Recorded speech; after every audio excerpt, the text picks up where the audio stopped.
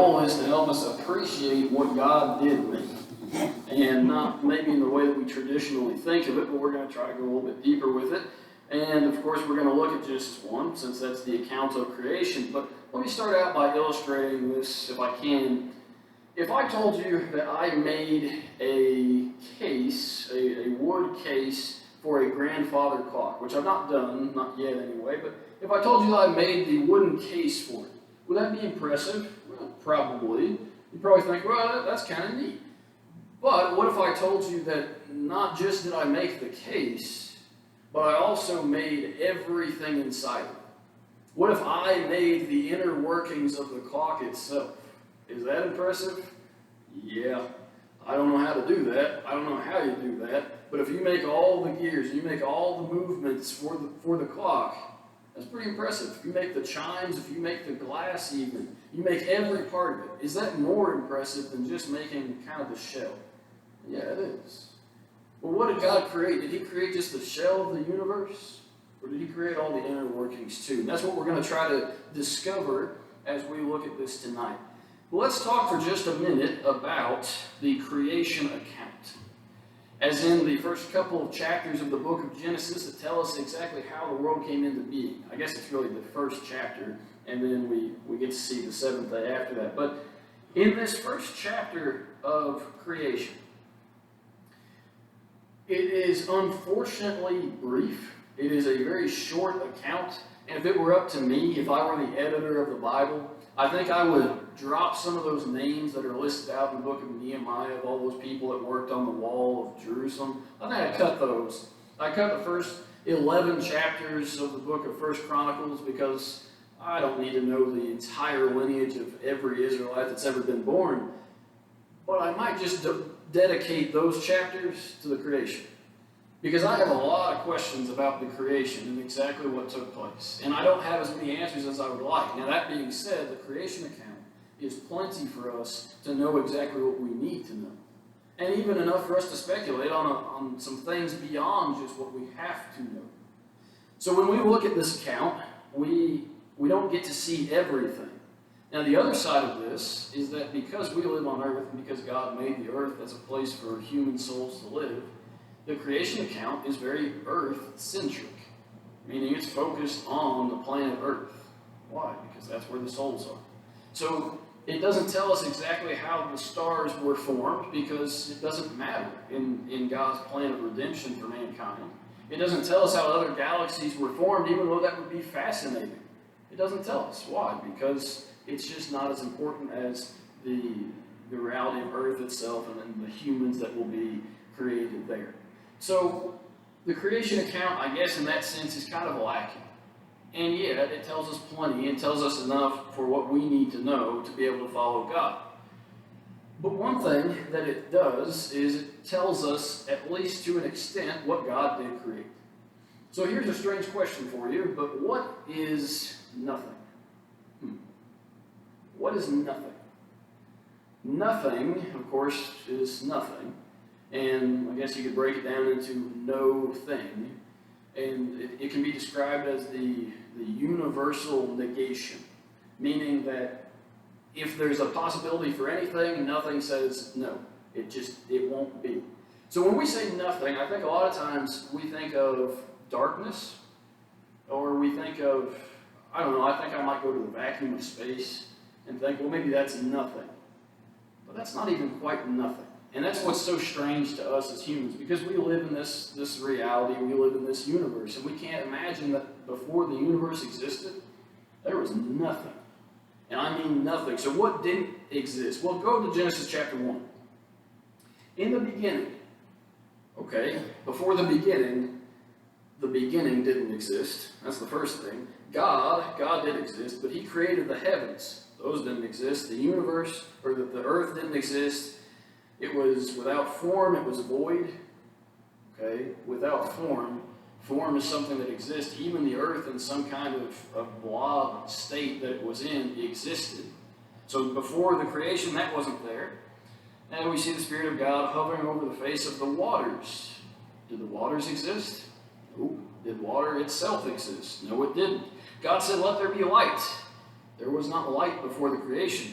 God saw the light that it was good, and he divided the light from the darkness. Now here's the weird question. Did darkness exist before creation? No, it didn't. So whatever existed before creation, which was nothing, that nothing even includes darkness.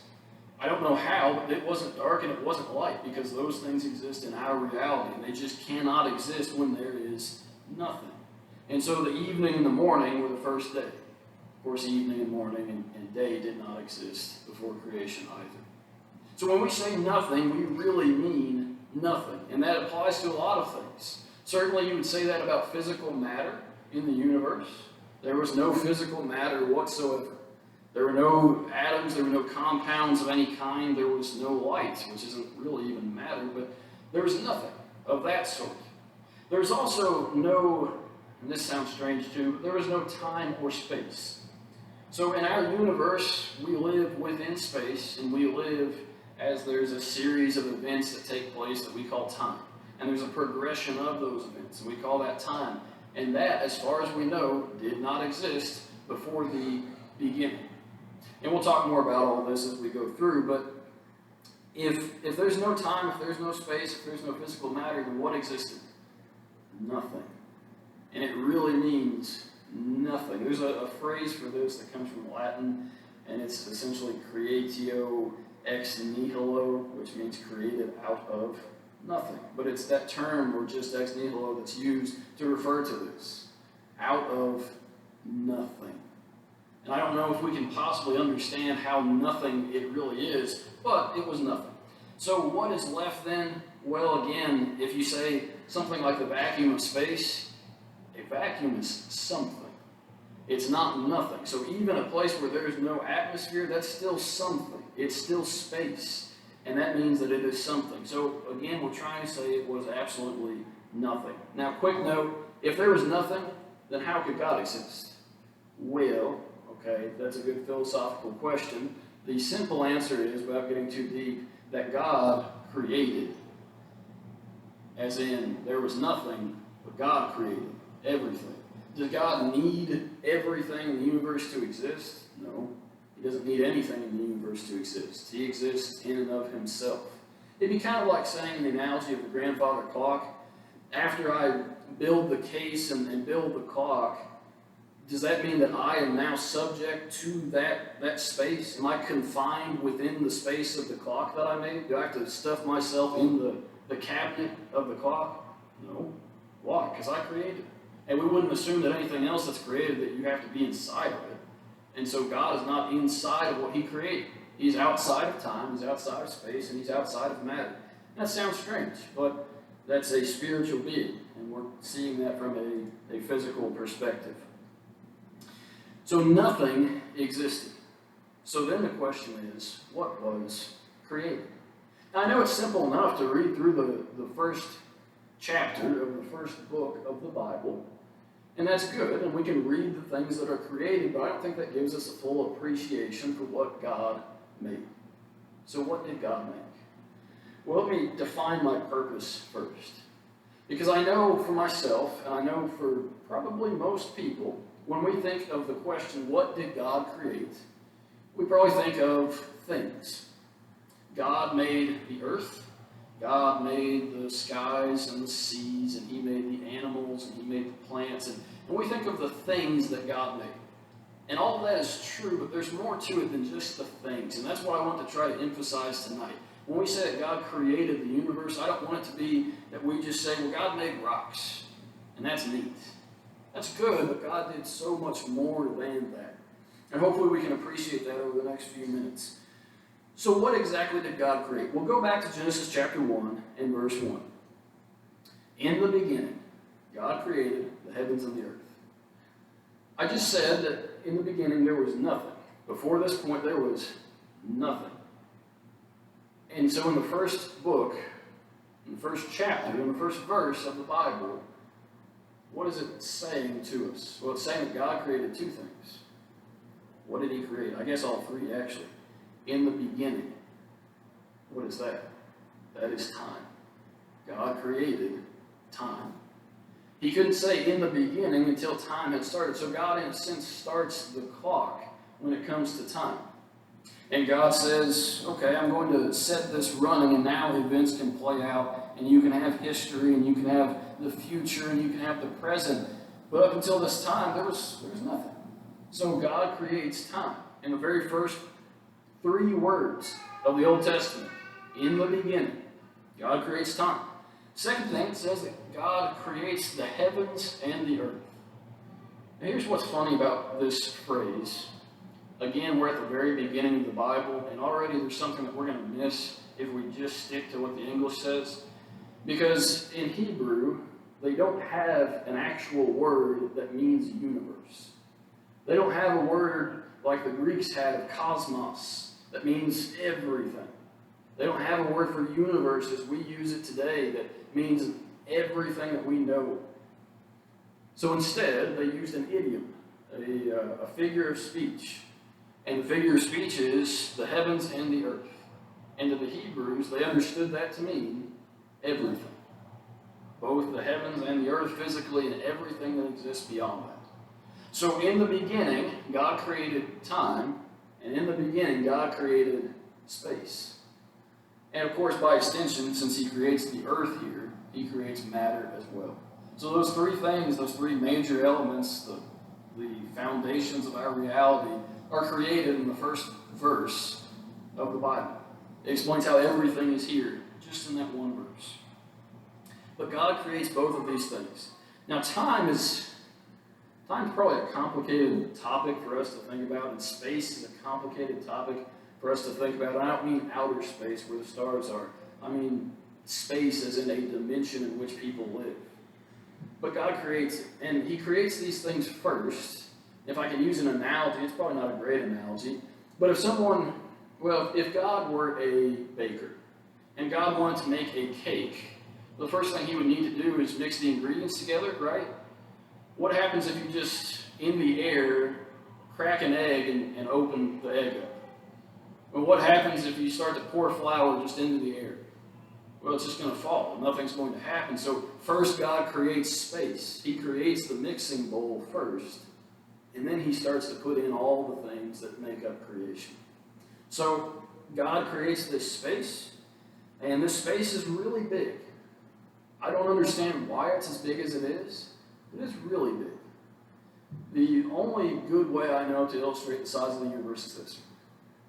Every star that you see in the night sky, every single star that you can see, is within the Milky Way galaxy.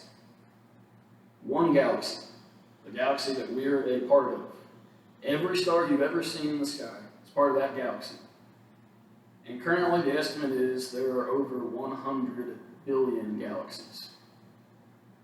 The mixing bowl is really big. Really, really big. Now why God did that, I don't exactly know. Because as far as we know from his word, we are the only planet that he put human souls on. So why is it that big? I don't know. That's probably a whole different lesson I don't know that we actually would even need to make, just because it would be so complicated and probably not very fruitful. But we vaguely understand these concepts. But again, these concepts, the reality of them and the concepts themselves did not exist before the creation. And God made them. And then, of course, God made matter. So that's the other part of this whole equation. And when we talk about creation, I think this is mainly what we focus on. We think, well, God made rocks, and he made water, and he made animals. He made zebras, and he made walruses, and he made all these different things. Well, that's true. God made all of those things. But God made more than that. And the more is what we're going to spend the rest of our time talking about. The more is what allows these things to exist. And the more is what allows life to exist as well. So we're going to give a couple of different illustrations here. And the first illustration is short. And this is just a simple concept of what God created. But we'll talk about it first. And it's among a series of things that we could talk about, which are scientific laws and scientific functions. God did not just create the physical universe. He created the order of the physical universe, the structure of the physical universe. And without that structure, nothing exists, and nothing works together, and none of the universe makes sense, and it all falls apart. But God makes the inner workings of the universe, not just the outer shell of it. So what does God create? Well, he creates a lot of things. He creates molecular bonding. We'll talk about that in just a minute. He makes chemical reactions. He makes gravity. He makes buoyancy. He makes convection that we'll talk about in just a second. He makes cellular structure.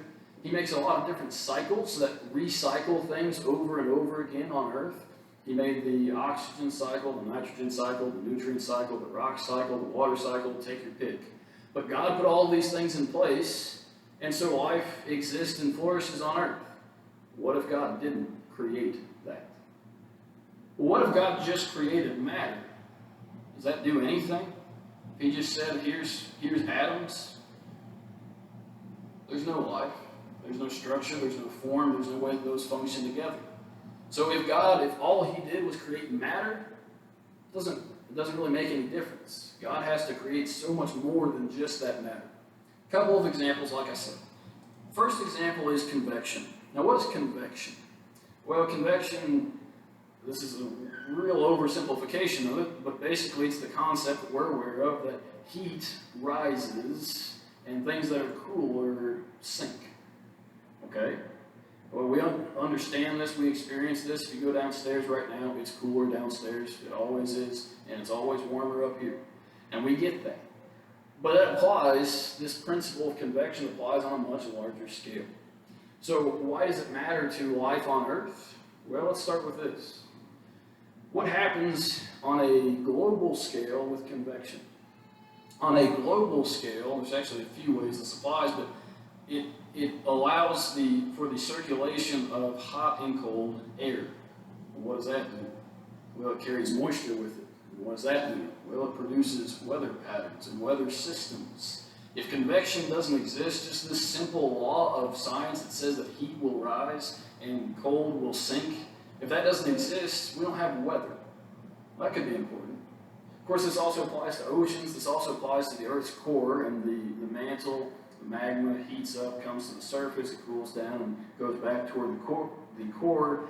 That really doesn't necessarily provide life on Earth. It provides plate tectonics, and it influences the things that we see, but God creates it. But another factor of life, convection doesn't just happen within the core of the Earth, but it also happens within the core of the sun. There's a massive, beyond belief, nuclear explosion happening within the core of the sun all the time. Gravity keeps it from exploding outward, but then convection allows the superheated plasma to come from the core of the sun out to the surface of the sun and then return back. And that heat coming out to the surface, of course, means that heat can come from the sun to the little rock that we live on, and means that plants grow here, and it means that we're able to live because it's not too hot or not too cold here. So convection is crucially important to how the solar system functions, how the universe functions, and how life on Earth functions. Have you ever considered that as part of God's creation? If God doesn't create convection, you're not alive. So God creates more than just the physical things, more than just the zebras and walruses. Those are kind of neat, but God makes more than that. He makes the very foundations of which we could not live without. So, on a more personal scale, let's ask the question, what is necessary for us to live? In general terms, what is necessary for life to exist? And like we said, convection and the water cycle, those are necessary. But on a more personal level, on a human anatomy level, what's necessary for us to live? And did God create that? God certainly created Adam, he created Eve, but he created so much in that one creation. So much difficulty, so much intricacy within just this one creation of mankind. So what did he create? Well, let's look through a few things and just pull out go back in your brain to the file on 7th grade biology, okay? I'm sorry about this, but it's necessary if we're going to understand why we are here and why we're able to live in the way that we do, and if we're going to appreciate what God did in his creation. So did God just create Adam? No. What did God create? Let's start with this. God created molecular bonding. Why does that matter? Well, because without that bonding that happens, there are not chemical compounds. Is that important? Well, only if you need water to live, or oxygen to live, or nitrogen to live, or a whole lot of other things. So God made it possible that atoms would be able to bond together to form new compounds. Is that important? Yeah, it's pretty important for life. So God didn't just create Adam, but he created this structure that allows Adam to be alive and allows you to be alive as well. A little bit farther, you go to the idea of cells as a whole, which is beyond just the level of atom, beyond just the level of molecule. And so now you have entire cells. Well, what happens in cells? Well, first off, cells are made up of a lot of molecules which would not exist without molecular bonding that we just talked about. So we're kind of working our way up a stair step here. So molecular bonding takes place. It allows for all the different components of the cell to exist. In fact, there are some, on average, 40 million molecules in a cell, in one of your cells. That's pretty impressive. And of course, there are even more atoms within each cell. I don't remember exactly what it is. It's 10 to the 8th or something kind of ridiculous. But with cellular respiration specifically, once these cells are formed, cellular respiration allows for the intake of certain materials and then it gets rid of certain materials. But it produces chemical energy within the cell. We're not going to get into it. But why does that matter? Because cells can't live without this process. So are you alive without cellular respiration? No. Did God create cellular respiration? He did. Seemingly, at least by day 6 of creation, although it would have to be earlier than that, at least day 4 of creation. So God creates cellular respiration. He also creates cellular differentiation. And these are just a myriad of different examples to point out why it matters that we don't just understand God made a zebra, but God did a lot of things so that zebra could actually function within reality. Cellular differentiation, you understand that. That's the difference between a white blood cell and a skeletal cell and a muscle cell. They're different cells that perform different functions within the body. If they don't do that, are we alive? Nope. So again, it is something we don't necessarily consider in God's creation, and yet it is essential to God's creation. It must be there. Otherwise, life is not possible. So however you want to look at this, and if you want to look at more examples, you can talk about blood oxygenation, you can talk about neurochemical transmitters within the brain. Of course, that's why we're able to think. You can think in terms of DNA sequencing, but all of these things have to be there when God creates the first animal. God didn't just create an animal. God created the order of the entire universe as soon as he set it up, so that it's not just the shell of the universe, but instead it's the inner workings of the clock as well. Except it's far more complicated than any clock is. But without order, without structure, without function, there is no life in the universe, certainly. Not only that, but there's no mass in the universe. There's no coherent item, object, there's nothing. All there would be is the matter that God would have created. Now what's fascinating about this, of course, is that if you go to the theoretical scientific side of this, then that's the suggestion. That the universe at some point came into existence, and that matter came into existence, and somehow from matter, everything else just happened. That doesn't happen unless God creates all the scientific laws and all the scientific functions that make those things work together to produce life and everything else that we know. So what do we need to know from this? What do we learn from this? Well, one, application has to be towards science. And we say, well, God created science, and so science is going to side with the Bible. That's pretty important, but also science says itself, and God says himself, that something doesn't come from nothing. And when we start to look at what God created, we recognize something didn't come from nothing, it came from something more powerful, it came from God. But there are a lot of people today that are atheists, of course, but they are willing to say that somehow the universe came from nothing. And more science is pointing toward a created universe, as in not an eternal universe, not an eternal source of matter, but instead a finite universe that was in fact created at one point. And if that's the case, what's the best explanation for that universe? Is it that matter came into existence without any scientific law, or is it that someone designed scientific law, someone designed matter to work in a certain way, even to produce life? So we understand this intuitively. We recognize that something does not come from nothing. That's pretty obvious. A good example of this is how many of you are afraid when you walk out of here and you go to your car tonight that there will be a 2-ton safe to materialize about 10 feet above you in the air and fall and crush you? Are you kind of anxious about that? You might be now. But are you worried about that in general? No, it doesn't happen. So we recognize that does not happen today. But again, some people in science are willing to say, well, maybe it happened sometime. That somehow something materialized out of nothing. We say, no, the best explanation is there's an all-powerful and all-creative being that motioned this into existence. So God is the best explanation for this. Also, when we look at this lesson as a whole, my whole point tonight, I hope it's not been missed. I hope it's not my fault. But I hope that the point hasn't been missed, that God did much more than create a ball of rock and create some zebras and some walruses to live on. That's nice, and that's great that God did that. But if God didn't create every little fine-tuned piece of science that makes those things work, then there is no life, and there is no world, and we don't understand the universe, and we don't get to see the universe because we never get to live in it. But God in His creation didn't just create the big stuff. God created every detail. I think, at least personally, even as big as the universe may be, I think the fine detail is a little bit more impressive.